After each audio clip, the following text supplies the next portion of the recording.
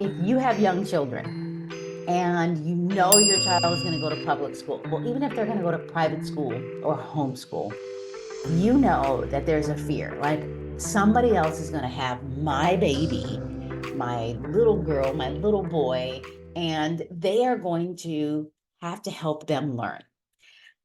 What a fear that is as a parent. Well, most kids, they go to school, they're excited. There are a few that grab onto your leg and they scream. I've had a few of those as a principal, and my own children just were like, bye, see ya. So, what can you do to help your kids before they go to school? And I mean from when they're born till they're 5 years old. So, I'm going to give you 8 tips on what you can do to help prepare your children for school. It doesn't mean they're going to be fully prepared, but at least there are some things that you can do at home or get them exposed to before they enter the school system. Number one, developing focus and attention. Okay, so what does that really mean? If you have a young child, they play with a toy, they put it down 2 minutes later, they're like, ooh, another shiny object. Ooh, another shiny object. Well, when they're younger, yes, that's going to happen. I mean, around 1 years old or 2 years old or 3 years old. But as they get older, you can introduce activities so that they can focus on something for an extended period of time. Now, typically, children by the time they enter kindergarten should be able to focus between 15 minutes and 25 minutes at a time. But more than likely, most teachers are focused on something for about 15 minutes when they enter kindergarten. So, how can you get them to have that amount of time where they can focus, maybe what we would call sit still, or be working on something for that amount of time? So, I want you to think about some activities that you can do as a family or with your child where it's an extended period of time. And you can slowly get them up to the 15, 20, 25 minutes. It could be working on a large puzzle, those really big puzzles.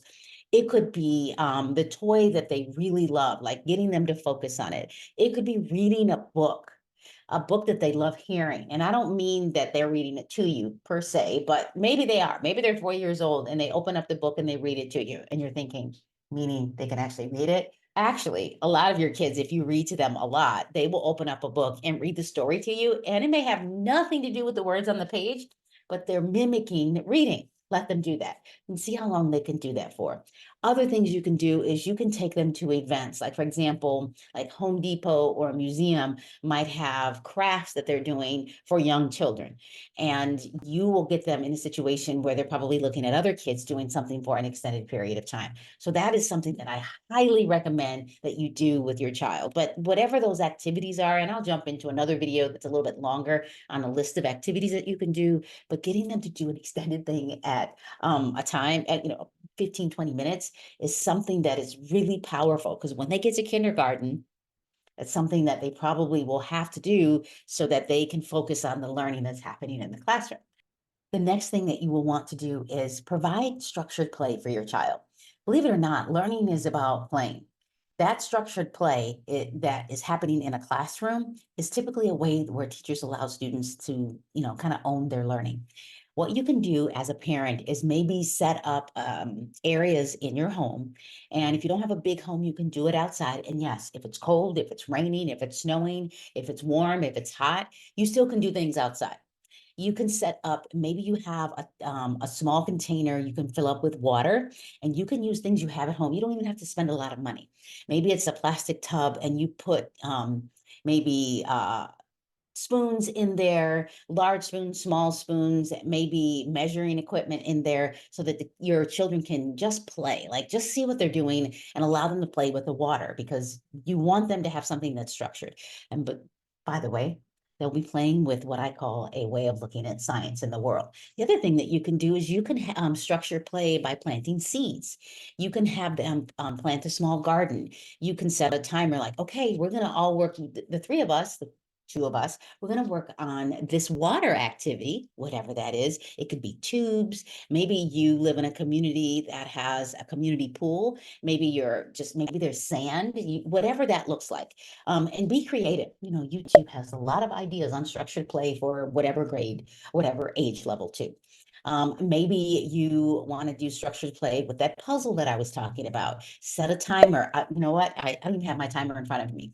But what you can do is you can grab a timer. You can use your phone, set a timer, and say, we're going to do this for 5 minutes. And just to see if they can actually last that long to do whatever that structured play is. Maybe it's coloring structured play. Maybe it's teaching your children how to cut. Yes, that's an activity, getting those muscles prepared to actually cut or write. Those gross motor skills, like maybe picking up a ball, throwing it, fine motor skills, meaning writing and being creative, things like that. Whatever that looks like. And then let's say you have access to a museum, a free museum. I don't want you to feel like you have to spend money to do that structured play. But if you go to a museum, like here in California, we have the California Science Museum, you can go in there for free. That is structured play. You can have your child go to a center and say, we're going to play at this center for 15 minutes. And whatever that looks like, set your timer with your children and see if they can actually focus on that activity. There are other things, I know that Michael's has structured crafts, things like that. And maybe there's dance that they can do, sports. That is a structured play. So if you have a 2-year-old, 3-year-old, 4-year-old, 4-year-old, and you have like pee-wee football or baseball or softball, that's a way to get them to focus on something for longer periods of time. I even recommend at your church or let your children go to an activity like they go to the daycare and let them be with other children to have that structured play too. So next thing that I really want to talk to you about is literacy. Helping your children have a love for reading and the magic of words and looking at words and having some fun with words. We call this the science of reading. Now, there are 5 components that when they get to school in kindergarten, first, second grade, teachers really focus on these 5 components. And I'm going to read them because I want to make sure that I have them correct. Phonemic awareness, the ability to identify and think about and manipulate the smallest sounds, like TH, or just the sound of a letter. Phonics, the method for teaching phonemic grapheme correspondence. You're like, what is that? Like reading and spelling. Like if you have the word, just the word color, there's 5 letters in that word, and that together it makes up one word. Things like that. Other things like looking at an entire sentence, like maybe the sentence has 5 words in it. And in that sentence with the 5 words, each word has so many letters. So really understanding the structure of reading. The other thing is fluency. Like typically when you start to hear children read, they might sound like a robot. Well, we want to get kids to talk and read the same way. We want them to be fluid when they read and accurate when they read, and maybe not skip over words. In the United States, we read from left to right, and we go down. So left to right, top to bottom. Other countries actually might go from right to left, top to bottom. But here in the US, that's how we read. The other thing is vocabulary, building a vocabulary, a plethora of words, a lot of words, things like that. Children are sponges with words. There's no reason why you can't give them high vocabulary, like the word subitize. Some of you are like, what is subitize? That means if I throw up this, it's 5. I can see that it's 5. I know that it's 5 because I've learned that 5 fingers are 5 fingers. 4, I see it's 4. To subitize, to see it, to see that this is 4. So things like that. And then comprehension. So if you have children and you read to them, please read to them. And once they are old enough to read to themselves, please don't stop reading to them. Really listening to their reading and then you reading back to them. I recommend that you read to them even through high school. Why? Because you probably are a little bit more fluid and it allows them to listen to you. But let's just talk about comprehension. When you read to your child and they're able to articulate and have a conversation with you about whatever book you're reading, an article, a news brief, you can actually say, what do you think they were talking about? Ask them questions throughout the book. If it's a novel, well, what do you think that they meant by that? Comprehending is reading the written word or hearing the written word and being able to articulate back to you some type of meaning. And that actually, or even picturing it in your mind. So when I read a book, I love reading high fantasy and fun and magical things. Or whenever you read something, can you picture it in your head? And can you articulate it? Like, I know that some of us can read other languages, but we cannot tell you what it is. And I say that because I learned how to read Spanish in high school, but I can't actually tell you what I'm reading. That's what I mean by that. And a lot of times that happens with kids. Numeracy, the skill of counting, one-to-one correspondence, two-to-one correspondence. For example, if you have a pen, that's one. If I have another pen over here, it's one. But I know that the number two relates to two things.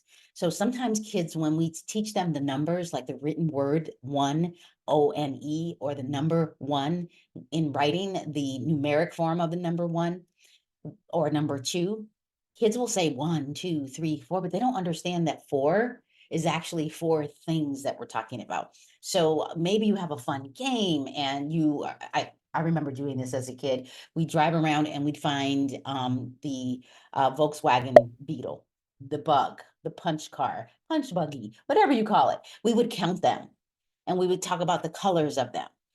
Those are things that you can talk about with your kids. Maybe you're on a road trip and you're counting. Maybe you put a bunch of Cheerios on the table or noodles or a pasta or something, and you have the kids count them.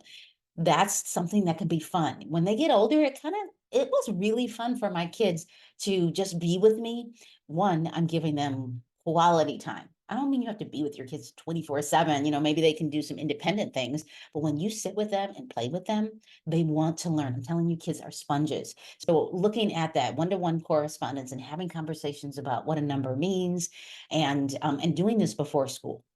Now I'm going to go back to look at thinking about understanding reading and phonemic awareness and words and vocabulary. The same thing with numbers. These two kind of relate together. There is no reason why you can't teach your children what I'm going to call sight words. There's no reason why you shouldn't or can't teach your children how to read. I don't mean you need to know how to teach them how to read, but you can actually read to your kids and say, this word is the, and you can show them what that means. There are YouTube videos that can help them understand the sounds in the alphabet, in the English language alphabet. um, ABC, those are letters. Those are like correspondence. Like the letter A looks like the letter A. But those sounds, if there are YouTube videos, I love Leapfrog for the sounds of the letters.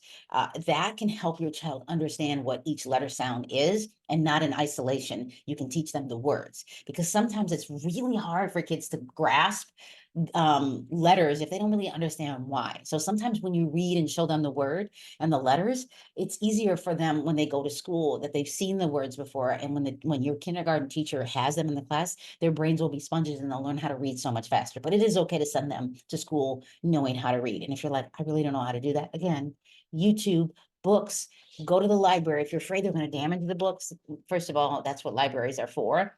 Go in and read a few books at the library. Open them up, read the book, put it back, and leave. That could be your fun trip. That can actually be, if we go back to giving them an amount of time where it's, playtime, and where they actually have some time where they're sitting still for an amount of time, and giving them that focus time. Library, love the library for that. So just thinking about numeracy and thinking about reading, I'm telling you, those strategies work. Help your kids be a bit ahead when they go to school, because there are a lot of kids that actually show up to school and they can read. So why not help your kids read, whether it's numeric or whether it's the red word meaning vocabulary. Social skills and boundaries. Children actually have to be taught boundaries. Just like adults, we have to have boundaries and social skills. Like, how do we interact with other people? Now, as adults, not all adults, but as adults, we have to consider somebody's boundaries. If somebody says no, for example, we respect their no. Like, if you give me something to eat and I decline it, respect, I don't want to eat that, for example. Maybe in your family, you're like, well, just try it once. That's okay. But if it's something that, that if a child says no to something and another child doesn't understand why they're saying no, or you have to do this or else, it's okay to teach them those skills. And sometimes, like, for example, you can take your kids to a park. There are other kids playing. You go with them. I wouldn't just send them to the park the first few times without you, especially when they're very young. You should be there. They will play with other kids. You can teach kids, like, remember, we keep our hands, feet, and body to ourselves. And you just remind them of that. And the reason why is because you don't want your kids to just hit a kid if they don't like something. Now, it is bound to happen that they will hit someone. But you can remind them that they don't like that. That doesn't feel good. And even in your own family, if one of the children hits the other child, you can say, How did you feel when your brother or your sister hit you? It hurt. Well, what do you think we could do to make this right?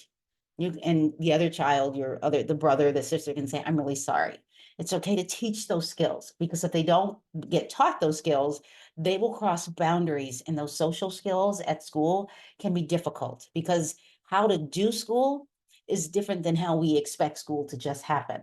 And one of the examples I'd like to talk about is when children bite. And yes, there are kids that actually will bite. So if you have a child at home that that might be the only child and has never been around other kids, and they go to school, they're going to have different skills. They may not have the same skills as when there are families with more than one child. I'm not telling you to go out and have more kids. What I am saying is that you can put them in social situations, like going to church or going to a museum with other children, or if there's a preschool, or like I remember I actually took my kids to mothers of preschoolers, and my kids would go to a daycare and play with other kids while I had an activity. It was good for me because I got me time and they got time with other kids, for example. And so I taught them that over time.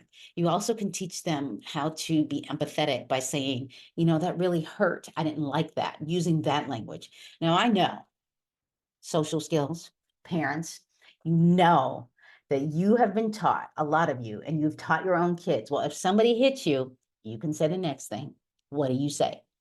Well, I'm going to tell you that if you tell that to your 5-year-old, your 6-year-old, your 10-year-old, and then they go to a park and maybe they're with Big Brother and somebody comes up to them and hits them and they're big, and you didn't teach them that it is okay to defend yourself by going to get help and walking away, your child who's 5 is not going to beat up a 13-year-old. And it's just not.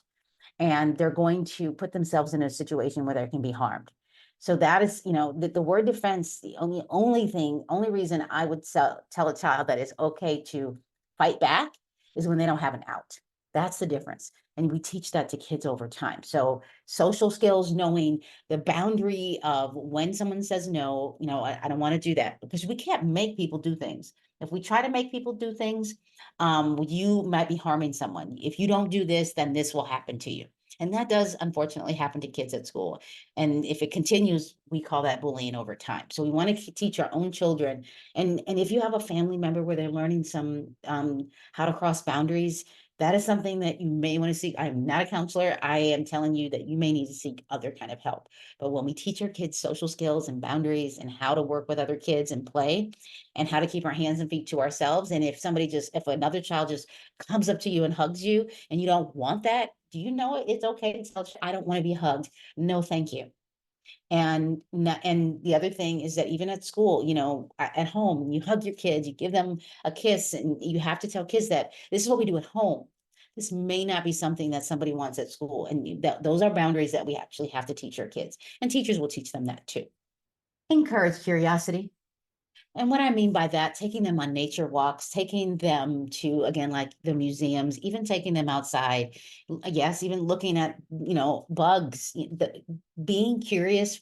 When kids, they're very curious, curious. When they go into your pots and pans, you're just playing. They just want to know what this is, and talking to them about it. My favorite thing is when children have spaghetti for the first time and they take that spaghetti and they drop it. They have just discovered gravity, because it's not coming back up. The same with the toy. And you can talk to them about those things. It's just curiosity.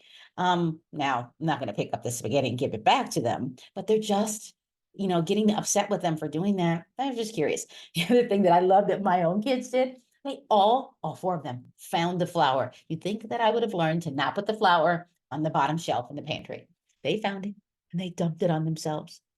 Talk about don't cry over spilled flour or milk. Well, I kind of let them play in it. And then I did move it up and got some new flour. And then we talked about the boundary of, these are things that we bake with. These are things, I don't want you going in here, but now you're going to help me clean it up.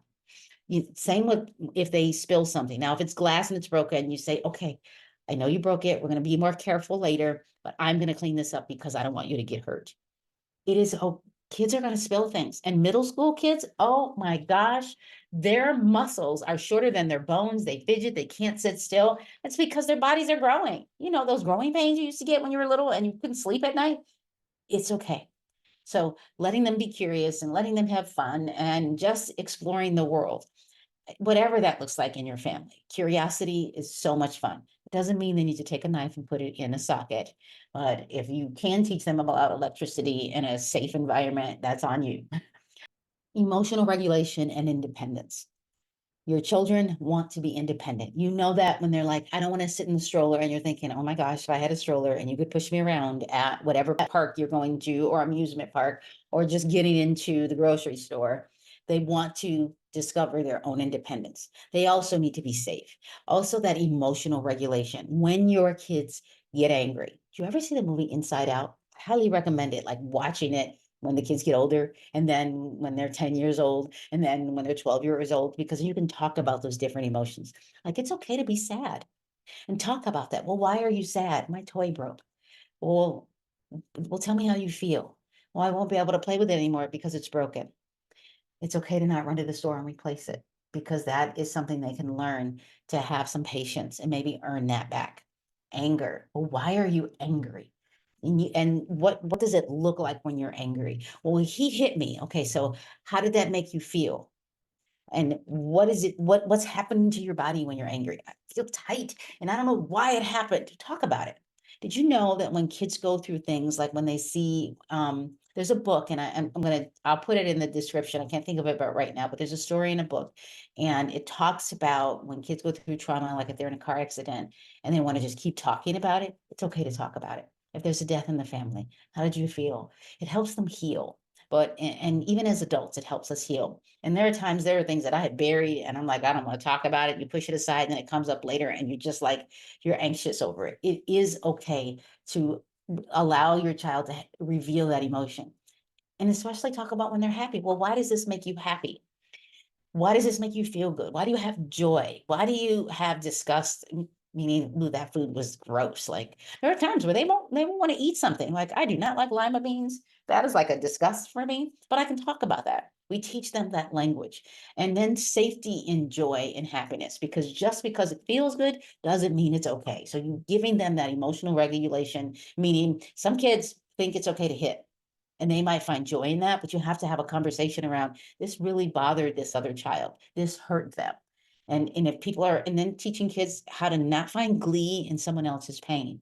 That's over time, but really looking at that as a family and having conversations. Again, I'm not a counselor, but these are things that you can help your kids learn before and practice with them before they enter the K-12 system, public school, or transitional kinder here in California, age 4, or even just kindergarten in age 5.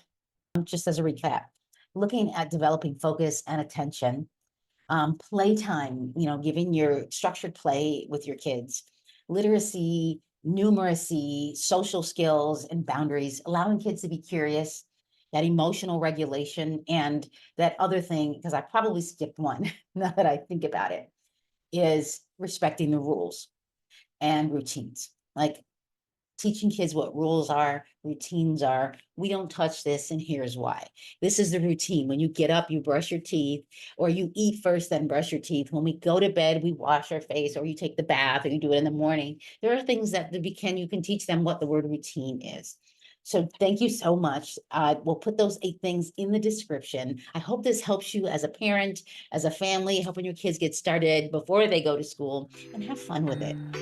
Hanging out with your kids, they grow up really fast. Mine are all adults, and I do think that this helps. And it's fun when you get to see it, and those memories will last you for a lifetime. Thank you so much for watching. Subscribe, comment, ask me questions like, how can I help my kids with literacy and numeracy or rules and regulations? And I will try to create that YouTube video for you. Have a great day.